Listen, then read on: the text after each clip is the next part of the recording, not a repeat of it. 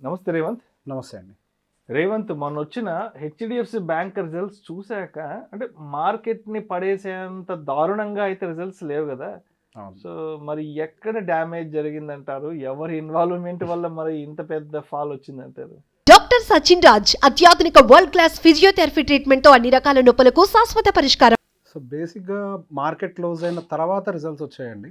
ఇమ్మీడియేట్‌గా పెద్ద టైం కూడా ఏం తీసుకోలేదు. మార్కెట్ క్లోజ్ అయిన వెంటనే హెచ్‌డిఎఫ్సి బ్యాంక్ రిజల్ట్స్ అయితే వచ్చాయి. సో రిజల్ట్స్ వచ్చిన తర్వాత ఇన్‌ఫాక్ట్ చాలా బ్రోకరేజెస్ కూడా results were okay. In line with the estimate. పెద్దగా ఏమీ మనం ఇంతకు మించి బెటర్‌గా ఏమి ఎక్స్‌పెక్ట్ చేయట్లేదు. టార్గెట్స్ కూడా బాగానే మెయింటైన్ చేశారు.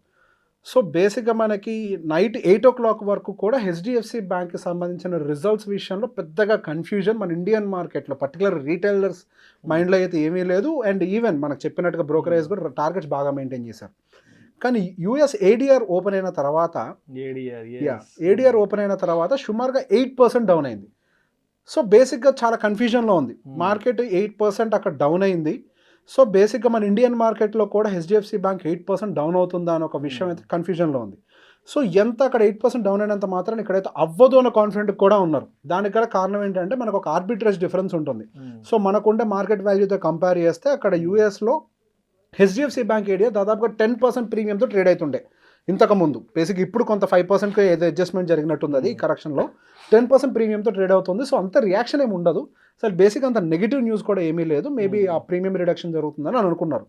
సో బేసిక్ ఇక్కడ మనం అబ్జర్వ్ చేయాల్సిన విషయం ఏంటి అని అంటే రిజల్ట్స్తో ఎటువంటి సమస్య లేదు. నెట్ ఇంట్రెస్ట్ ఇన్కమ్ కొంత మార్జినల్గా తగ్గుతుంది అని ఒక విషయం, అది మనం ఇన్ఫ్యాక్ట్ ప్రీవియస్గా మనం Q3 రిజల్ట్స్ ఎలా ఉంటాయి అని ఒక వీడియో చేసుకున్న రోజు కూడా అనుకున్నాం. మేబీ మనకైతే ఇంట్రెస్ట్ ఇన్కమ్ కొంతవరకు ఏమైనా ఎఫెక్ట్ అవ్వచ్చు. దాని మీద ఎక్స్పెక్టేషన్స్ అయితే మార్కెట్లో కూడా ఏమీ లేవు. బట్ స్టిల్ ప్రైవేట్ బ్యాంక్స్ అయితే సస్టైన్ అవుతాయి. అది పెద్ద నెగిటివ్గా అయితే మార్కెట్ తీసుకోదని అనుకున్నాం. సో అన్ని బ్యాంక్స్ విషయంలో కూడా నెట్ ఇంట్రెస్ట్ ఇన్కమ్ విషయంలో పెద్దగా ఏమీ అద్భుతంగా ఏమీ రావట్లేదు. కానీ హెచ్‌డిఎఫ్సి బ్యాంక్ ఎందుకు ఎఫెక్ట్ అయింది అని అంటే బికాస్ ఆఫ్ ద కామెంటరీ. బేసిక్గా మనకి కంపెనీ నెక్స్ట్ ఏం చేయబోతుందనే కామెంటరీ ఇస్తుంది కదండి. ఆ కామెంటరీ దగ్గర కొంత నెగిటివ్గా తీసుకుంది ఒక్క మాట వల్ల. సో బేసిక్గా వాళ్ళు బ్రాంచెస్ని బాగా ఎక్స్పాండ్ చేస్తాం down the line in the 2 to 3 years అని చెప్పేసి అన్నారు. సో వాళ్ళు చెప్పటం చాలా పాజిటివ్ టోన్ తోటి చెప్పారు. సో మేము చాలా రూరల్ ఎకానమీలో ఇంకా మా స్ప్రెడ్ లేదు, వెళ్ళాలి. సో మేము చాలా బ్రాంచెస్ ఓపెన్ చేయాలి, నియర్ టు 13,000 బ్రాంచెస్కి మేము రీచ్ అవ్వాలనుకుంటున్నాం అని ఒక పాజిటివ్ టోన్ తోటే చెప్పారు. కానీ ఇక్కడ మనం ఒక రీటైలర్గా చూసినప్పుడు చాలా ఎగ్జైట్ అవుతాం. సో వాళ్ళు చాలా బ్రాంచెస్ పెంచబోతున్నారు, వాళ్ళ రెవెన్యూస్ గ్రో అవుతాయి, ఇంట్రెస్ట్ ఇన్కమ్ గ్రో అవుతుంది, కొత్త కొత్త ఖాతాలు వస్తాయి, వాళ్ళ ఎఫ్డీస్ ఇంక్రీజ్ అవుతాయి, వాళ్ళ బిజినెస్ బాగా గ్రో అవుతుంది అని ఒక పాజిటివ్ టోన్ తోటి మనం చూస్తూ ఉంటాం. కానీ ఇన్స్టిట్యూషనల్ ఇన్వెస్టర్స్ దాన్ని ఇంకొక కోణంలో క్యాలిక్యులేషన్ మొదలు పెట్టేశారు. లెక్కలు మనం ఏంటి జస్ట్ ఆలోచిస్తాం, వాళ్ళు దాన్ని డైరెక్ట్గా నెంబర్స్తో ఈక్వేట్ చేయడానికి ట్రై చేస్తారు. ఇక్కడ ఏమవుతుంది, మీరు కొత్త బ్రాంచెస్ ఎస్టాబ్లిష్ చేయాలంటే క్యాపిటల్ ఎక్స్పెండిచర్ వస్తుంది. ఓకే, దాంతో పాటుగా మీకు మంత్లీ ఎక్స్పెండిచర్ కూడా ఇంక్రీజ్ అవుతుంది. దాంట్లో ఎంప్లాయీస్ని డిప్లాయ్ చేయాలి. అండ్ దాంతో పాటుగా ఆ బ్యాంక్స్ పికప్ అయ్యేదాకా ఆ ప్రెషర్ని తీసుకోవాలి. Oh my God, right.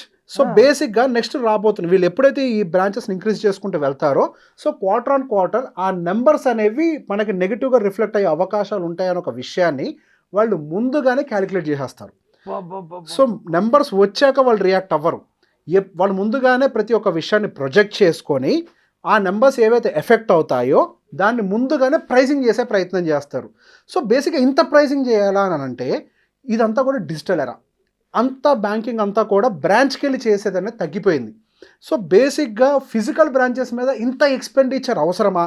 రేపు ఏదన్నా బ్యాంక్స్ మీద ప్రెషర్ పడితే ఈ కొత్త బ్రాంచెస్ అన్నీ కూడా వాళ్ళ బ్యాంక్స్ మీద ఎఫెక్ట్ చూపిస్తాయేమో అని ఒక ఎస్టిమేషన్స్ కూడా మార్కెట్లో సర్క్యులేట్ అవుతాయి. ఇప్పుడు నేను చెప్పిందే రీజన్ అని నేను చెప్పట్లేదు, మార్కెట్లో రకరకాల రీజన్స్ అనేవి సర్క్యులేట్ అవుతూ ఉంటాయి. ఇది కూడా one of the major reason. But నేను నమ్మిన రీజన్ అయితే ఇది. మార్కెట్లో అదర్ రీజన్స్ కూడా చాలామంది ఎక్స్పర్ట్ చెప్తూ ఉంటారు, అదర్ రీజన్స్ కూడా, అవి కూడా నిజం అయ్యి ఉండొచ్చు, కాదనట్లేదు. బట్ నేను ఎక్కువగా ఫోకస్ చేస్తుంది అయితే ఈ ఎక్స్పెండిచర్ ప్రెషర్ అనేది డిజిటల్ ఎరాలో బ్యాంక్ మీద ఏదైనా బ్యాడ్ టైంలో ఇంపాక్ట్ చూపించచ్చేమో అనే ఒక సెంటిమెంట్ ఎక్కువగా ట్రిగ్గర్ చేసింది.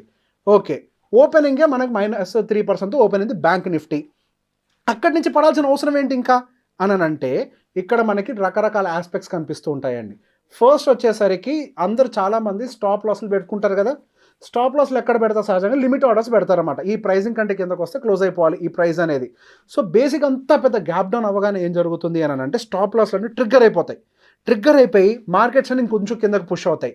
ఆ తర్వాత ఏం జరుగుతుందంటే దాంతోపాటు ప్యారలల్గా ఆల్గరిథమ్స్, ఈ మధ్య ఆల్గో ట్రేడింగ్ ఉంది కదండి, ఆల్గరిథమ్స్ అన్నీ కూడా బై డిఫాల్ట్గా ఒక లెవెల్ దాటగానే షార్ట్ సెల్ చేసేయమంటాయి. అవి ట్రిగ్గర్ అయిపోతాయి, బై పొజిషన్స్ అన్ని ఎగ్జిట్ అవుతాయి. దానికి తోడు ఆల్గరిథమ్ షార్ట్ సెల్ ఎగ్జిక్యూట్ చేస్తాయి. దానికి తోడు ఆల్రెడీ లాస్లో ఉన్న వాళ్ళు ఏం చేస్తారు, వాళ్ళ పోర్ట్ఫోలియోస్ని హెడ్జ్ చేయడానికి షార్ట్ సెల్స్ని రేజ్ చేస్తారు. సో ఓవరాల్గా మార్కెట్ అంతా కూడా డొల్లుకుంటూ కిందకి వెళ్ళిపోతుంది. అన్నీ ఒకేసారి ట్రిగ్గర్ అయిపోవటం మార్కెట్ అంత హ్యూజ్ ఫాల్కి మనకి దారితీసింది. అదేదో సామెత ఉంది, తీగలాగితే డొంక గదిలినట్టు. ఆ ఒక్క మాట పడి మొత్తం అసలు భూస్థాపితం చేసి పడేసింది. ఇన్ఫాక్ట్ అసలు bank Nifty 4.2% single day fall. సహజంగా ఆ మూమెంట్ అనేది ఒక 1 month పడుతుంది. 2000 points మూమెంట్ అనేది సహజంగా 1 monthలో యావరేజ్గా మూవ్ అవ్వాల్సింది. సరే ఈ మధ్య వచ్చిన బుల్ రన్ ఏదో టక్ టక్ టక్ మన ఒక 4000 points 1 monthలో ఎక్కింది. కానీ మనకు 1 monthలోనే 4000 points పడిపోయింది. ఐ మీన్ ఆల్మోస్ట్ 4% పడిపోయింది. 4% పడిపోవటమే కాకుండా మీరు ఒకసారి గమనిస్తే నేను చెప్పిన కండిషన్ ఏదైతే ఉందో అదే రాక్ బాటమ్ అయ్యి అక్కడి నుంచి మార్కెట్ స్టెబిలైజ్ అయ్యే ప్రయత్నం చేస్తుంది. ఇంతకుముందు ఏం జరిగింది, ఆల్గరిథమ్స్ ట్రిగ్గర్ అవటం, stop loss limit orders trigger అయిపోవటం, ఎవరైతే బై పొజిషన్స్లో ఉన్నారో వాళ్ళ హెడ్జింగ్ కోసం అని చెప్పి ఇంకా కొన్ని సెల్ ఆర్డర్స్ రేజ్ చేయటం, డొర్లుకుంటూ ఒక లెవెల్కి వచ్చింది. అక్కడికి వచ్చిన తర్వాత మళ్ళీ ప్రైస్ వాల్యుయేషన్ మొదలవుతుంది. ఓకే, హెచ్డిఎఫ్సి బ్యాంక్ దాని అనుకున్న లెవెల్కి వచ్చిందా రాలేదా, మీరు గమనిస్తే ఆ రోజు నుంచి హెచ్డిఎఫ్సి బ్యాంక్ ఫాల్ అనేది కంట్రోల్ అయింది. ఆ నెక్స్ట్ డే కూడా ఏడిఆర్ ఇంకో 8% పడ్డది, కానీ మన దగ్గర పడలేదు. సో మనకి ప్రైస్ వాల్యుయేషన్ అనేది మ్యాచ్ అయింది. బేసిక్గా ఏడిఆర్ ఏదైతే ఆర్బిట్రేజ్ డిఫరెన్స్ ఉందో దాన్ని మాత్రమే అడ్జస్ట్ చేసుకుంది. నెక్స్ట్ డే మనకి మాత్రం రియల్ గ్రౌండ్స్ని ఐడెంటిఫై చేసింది. హెచ్డిఎఫ్సి బ్యాంక్ ఏమి పడిపోయే బ్యాంకు కాదు, అది బ్యాడ్ బ్యాంకు కాదు, India's biggest company, one of the world's largest, one of the networking bank. చాలా పెద్ద నెట్వర్క్ ఉంది, వరల్డ్లోనే ఒక మంచి నెట్వర్క్ ఉన్న బ్యాంక్ అది, అందులో ఎటువంటి డౌట్ లేదు. దానికి వచ్చిన రిజల్ట్స్లో ఏమీ లాసులు చూపించలేదు. సో బేసిక్గా జస్ట్ ఫ్యూచర్లో రాబోతున్నటువంటి రిజల్ట్స్ని ఫ్యాక్టర్ చేశారు.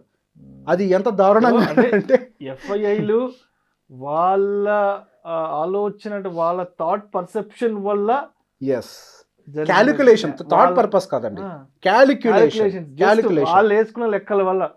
అంతేగాని ఏదో హెచ్డిఎఫ్సి బ్యాంక్ ఏదో తక్కువ బ్యాడ్ కాదు. HDFC bank is biggest bank ఎప్పటికైనా, అందులో డౌట్ లేదు. చాలా మందికి సంపదను సృష్టించింది, సంపదను సృష్టిస్తుంది కూడా.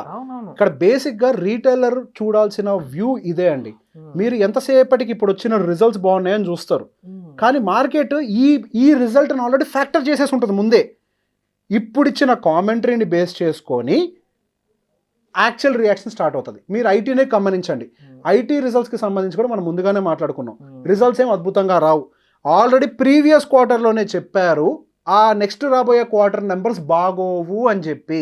మార్కెట్ అప్పుడే ఆల్రెడీ ఫ్యాక్టర్ చేసేసింది. సో ఇప్పుడు వచ్చినటువంటి నెంబర్స్ అద్భుతంగా లేకపోయినా ఇన్ఫోసిస్ సుమారుగా రిజల్ట్స్ వచ్చిన రోజు 78% పెరిగింది. సో రిజల్ట్స్ బాగోపోయినా అది ఎందుకు పెరిగింది, రిజల్ట్స్ ఓకేగా ఉన్నా ఇది ఎందుకు పడ్డది? ఇక్కడ మ్యాటర్ అంతా కూడా కామెంటరీ. ఇన్ఫోసిస్ విషయంలో డొమెస్టిక్ బిజినెస్ ఇంక్రీజ్ అవుతుంది అన్న ఒక కామెంటరీ ఇన్ఫోసిస్ని పైకి పుష్ చేసింది. హెచ్డిఎఫ్సి బ్యాంక్లో ఎక్స్పెండిచర్ పెరగబోతోంది అన్న ఒక కామెంటరీ బ్యాంక్ని కిందకు పుష్ చేసింది. సో అవతల వాళ్ళు అర్థం చేసుకున్న ఆ విధానం వల్ల వచ్చిన డ్యామేజ్ ఇది. హెచ్డిఎఫ్సికి సంబంధించి క్రెడిబిలిటీకి సంబంధించి ఎలాంటి ఇబ్బంది లేదు. HDFC is the number 1 banking in India. 100%. End of the day మళ్ళీ అది దాని రివర్సల్ మొదలు పెట్టుకుంటది. They just factor the future numbers అంతే. వాళ్ళు వేసుకున్న లెక్కల వల్ల జరిగిన డ్యామేజ్. ఎఫ్ఐఐలు చేసిన వాళ్ళ ఆలోచన వల్ల, వాళ్ళు వేసుకున్న లెక్కల వల్ల సుమారుగా 18,000 కోట్లు 2 రోజుల్లో అమ్మేశారు. 18,000 కోట్లు వాళ్ళు అమ్ముకొని వెళ్ళిపోయారు అంతే. ఎక్కడ హెచ్డిఎఫ్సి ఇన్వాల్వ్మెంట్ కానీ ఎక్కడ దీని వల్ల వచ్చిన రిమార్క్ ఎక్కడా లేదు. ఇక్కడ బేసిక్ వాళ్ళు అమ్ముకొని ప్రాఫిట్ బుక్ చేసి ఎగ్జిట్ అయిపోయారు అంతే. ఇక్కడ ఇంకొక ప్రాబ్లం కూడా ఉంది. బేసిక్ హెచ్డిఎఫ్సి బ్యాంక్ లో ఎఫ్ఐఎస్ యొక్క హోల్డింగ్స్ చాలా ఎక్కువ ఉంటాయి. HDFC bank is one of the FIs favourite instrument tool యాక్చువల్గా వాళ్ళకి ఫేవరెట్ కంపెనీ. సో బేసిక్గా ఇక్కడ వాళ్ళు ప్రీవియస్గా ఎవరైతే ఇన్వెస్ట్ చేశారో ఇప్పుడు బేసిక్ ఎఫ్ఐఎస్కి ఏంటంటే ఒక లిమిట్ ఉంటుంది, ఒక పర్టికులర్ దాంట్లో ఇంతకు మించి చేయకూడదు అని. ఆ లిమిట్ అనేది ఆల్రెడీ సీల్ అయిపోయి ఉంది ఇందులో. ఓకే, ఇప్పుడు కొత్తగా వస్తున్నటువంటి ఎఫ్ఐఐ ఇన్ఫ్లోస్ చాలా ఉంటాయి, కొత్త కంపెనీస్ ఇన్ఫ్లోస్ చాలా వస్తూ ఉంటాయి. ఇక్కడ సీలింగ్ లిమిట్ చాలా ఎక్కువ అవటం వల్లనే మనం ఏడీఆర్లో కూడా ఆర్బిట్రేజ్ డిఫరెన్స్ కూడా చూసాం. సో అందరు ఏడీఆర్లో కొని దాని ప్రైస్ని చాలా ఎక్కువగా తీసుకెళ్ళిపోయారు. సో బేసిక్గా ఈ ట్రిగ్గర్ అనేది జరగగానే చాలామంది ఎఫ్ఐఎస్ కూడా హెచ్డిఎఫ్సి నుంచి ఎగ్జిట్ కూడా అయిపోయారు. అంటే బై డిఫాల్ట్గా ట్రిగ్గర్ అయిపోతుంటాయి లిమిట్ ఆర్డర్స్ కానీ, చాలామంది ట్రిగ్గర్ అయ్యి కిందకి డౌన్ఫాల్ వస్తూ ఉంటుంది. ఇప్పుడు ఫ్రెష్గా ఎంటర్ అవడానికి కొత్త ఎఫ్ఐఎస్కి మంచి ప్రైస్ వాల్యుయేషన్ దొరుకుతుంది, షేర్స్ కూడా దొరుకుతాయి. ఇప్పుడు ఎఫ్ఐఎస్ కొనేటప్పుడే 1-2 షేర్లు కొనరు, బల్క్ క్వాంటిటీలో కొంటారు. కొనాలి అని అంటే ఈ లెవెల్లో వాళ్ళకి షేర్లు దొరకవు, పడ్డ తర్వాత వాళ్ళకు కూడా షేర్స్ దొరుకుతాయి. అలానే పాత కొంతమంది ఎఫ్ఐఎస్ ప్రాఫిట్ బుక్ చేసుకొని బయటకు కూడా వెళ్ళిపోతారు. అలానే వీళ్ళకి కూడా వాల్యూమ్ దొరుకుతుంది కొనడానికి. సో బేసిక్గా నా కంటికైతే ఇదంతా కూడా ఈ ఎంట్రీ అండ్ ఎగ్జిట్ గేమ్ లాగా కూడా ఒక కోణంలో కనిపిస్తుంది. హ్యూజ్ వాల్యూమ్స్ దొరుకుతాయి. ఈ 18,000 కోట్లలో మెజారిటీ ఆఫ్ ద వాల్యూమ్స్ హెచ్డిఎఫ్సిలో జరిగాయి. సో బేసిక్గా ఈ ఎంట్రీ అండ్ ఎగ్జిట్లో జరిగేటువంటి గేమ్లో భాగం ఒకటై ఉండొచ్చు, నెక్స్ట్ ఫ్యూచర్ ప్రిడిక్షన్లో కూడా ఒకటై ఉండొచ్చు. ఇప్పుడు నేను చెప్పింది ఒక కాన్స్పిరసీ అనుకునేది మాత్రమే, కానీ ఈ క్వార్టర్ రిజల్ట్స్ ఎఫెక్ట్ మాత్రం గ్రౌండ్ రియాలిటీ తోటి ఈక్వేట్ అవుతుంది. Thank you so much Revanth. Thank you అండి.